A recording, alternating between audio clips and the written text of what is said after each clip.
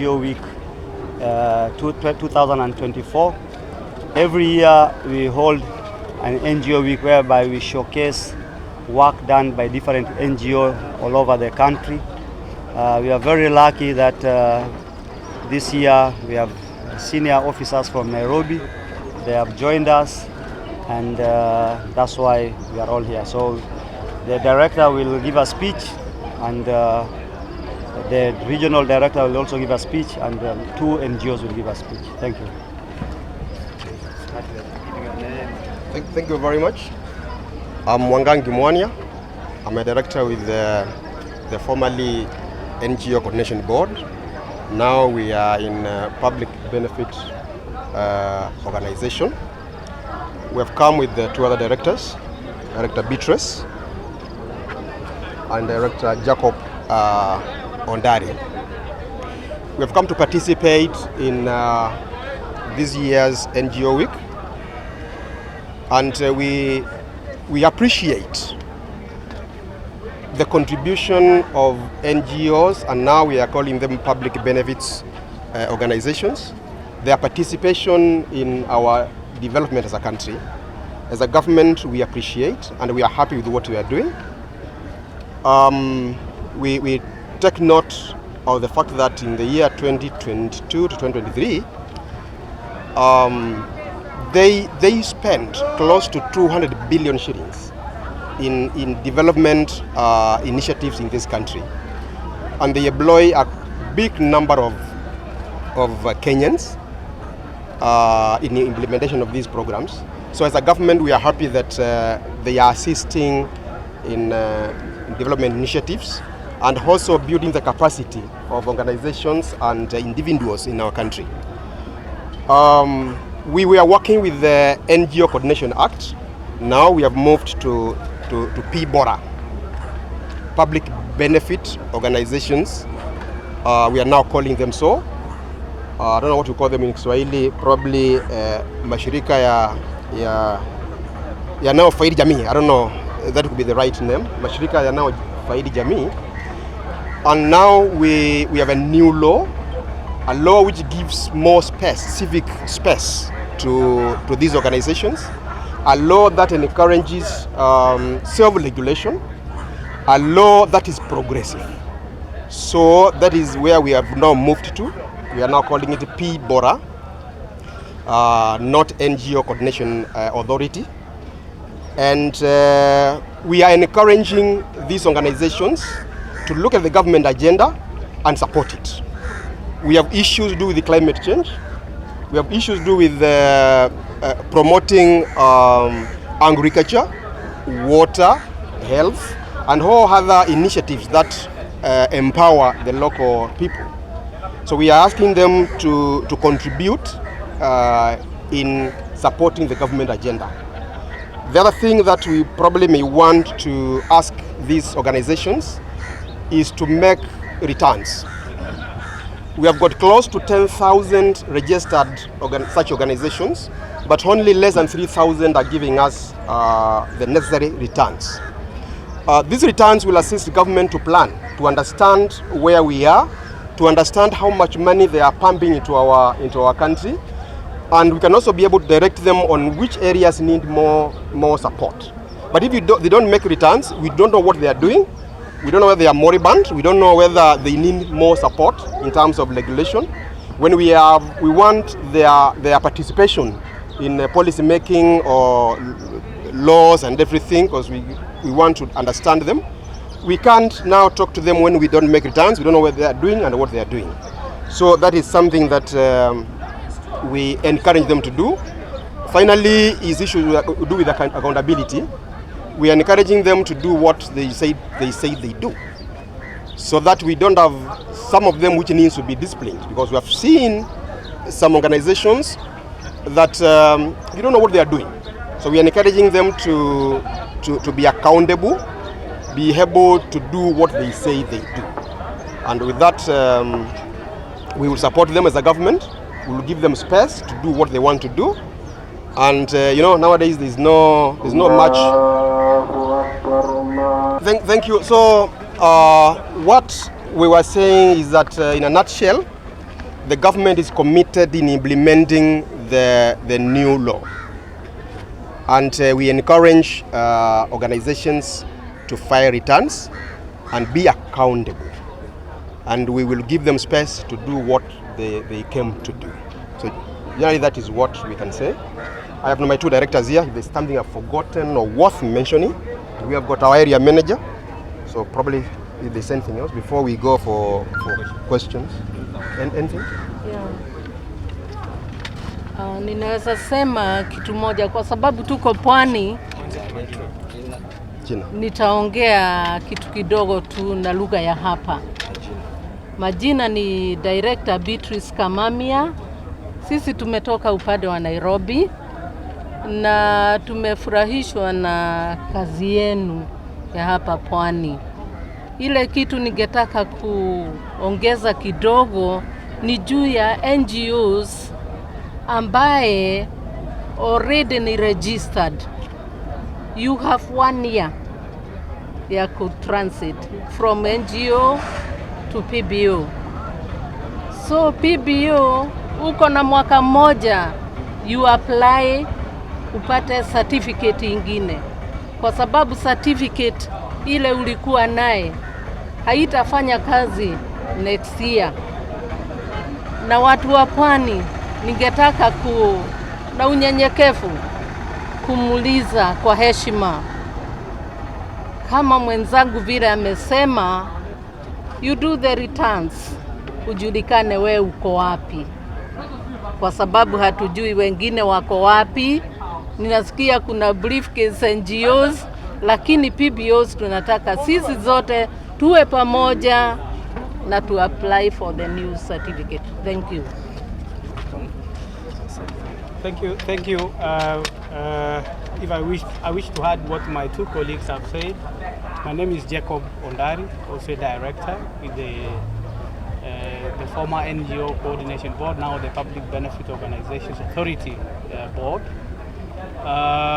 We come here to encourage you to particularly file your returns. They serve an important purpose. You know, public benefit organizations are there to bridge the gap between what the government can be able to do, because the government cannot do everything in society. So the public benefit organizations come in to bridge that gap.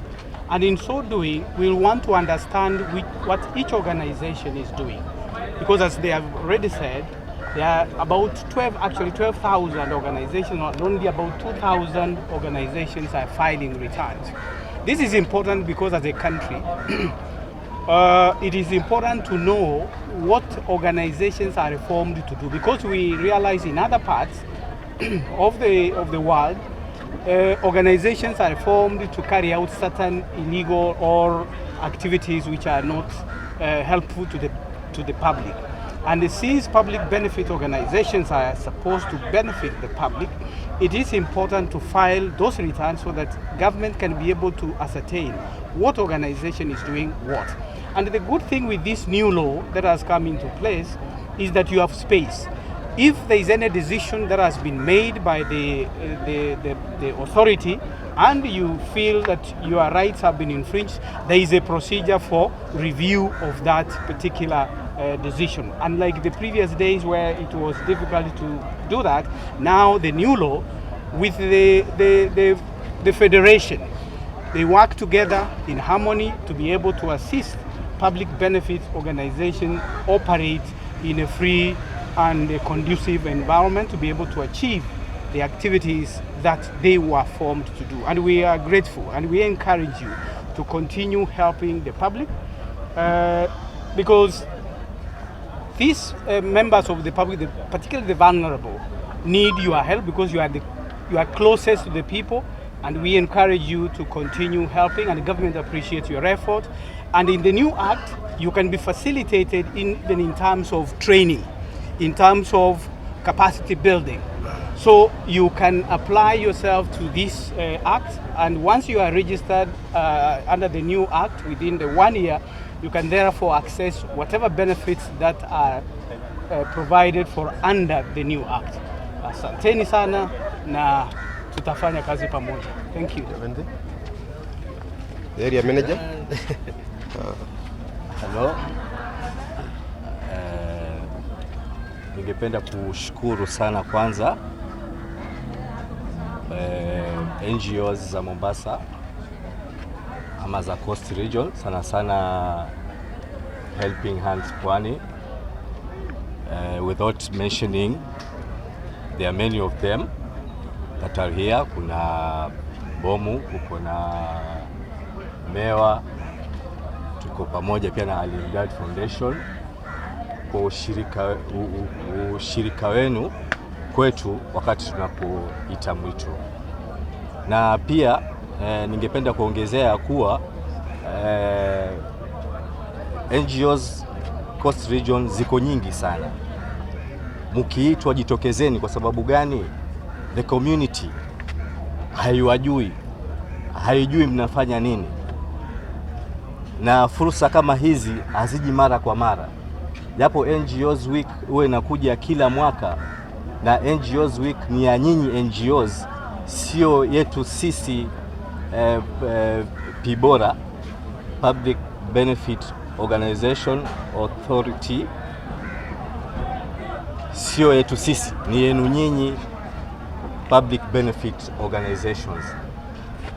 Sasa ukiangalia fursa kama hii sasa hapa, tukihesabu walio hapa ni kama NGOs 17, 18. Na katika register yetu kuna more than 300 NGOs in Coast Region. Where are they? What are they doing? Na ukifuatilia zaidi hata katika kujaza returns zao, wengine hawapatikani. Sasa hatujui wanafanya nini huko nje, na community pia haijui inafanya nini. Tutawatembelea zaidi kama walivyoongea wakubwa wangu hapa. Asante. Pengine kama jina langu naitwa Bakari Omar Chala. Pengine kama bodi, ni nini hasa ambacho mnaweza kufanya, kwa sababu nafahamu fika kwamba hizi NGOs zilipitia kwenu kosa mkaweza kuwasajili na hatimaye wakaweza kuanza kazi na sasa hawaonekani. Pengine ni nini hasa ambacho mnaweza kufanya kuhakikisha kwamba pengine take accountable kwa hizi NGOs? Okay, kuko na katika sheria zetu kuna kipengele ambacho kinaongelea kuhusu penalty, ambapo penalty ya mwaka mmoja kama hujafile returns huwa ni 25,000. Sasa kila mwaka unavyozidi, hilo ni deni unajilimbikizia. Sasa katika kusema tutajiregister hapo sijasema, lakini kuna njia inaweza kuwa wewe haujui, ukaona ya kwamba mimi nimekosa kufika kwa huu muda fulani, pengine wale watu wamenisahau, ama pengine nikifika hii NGO yangu inaweza fungwa. Hapana, sisi sio maadui kwenu, ni mje tukuelekeze ama tuwaelekeze njia ambayo tutafanya ili mradi nanyi muwe katika shughuli. Pengine ni NGOs ngapi kwani ambazo so far tunaweza sema kwamba zimekidhi zile sheria ambazo tumeweka? Roughly kuna NGOs kama 100 hivi ambazo hazijafile returns.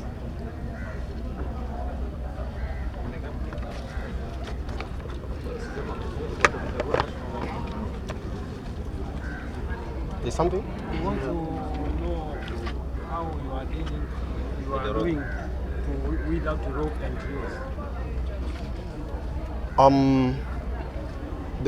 There are laws and conditions that they're given, and we monitor what they are doing. And in case we get any issue that needs investigation, we use the government investigation methods. If it's fraud, if it's money laundering, if it is any criminal activity, we use the government investigative agencies. Then action is taken based on the laws of Kenya.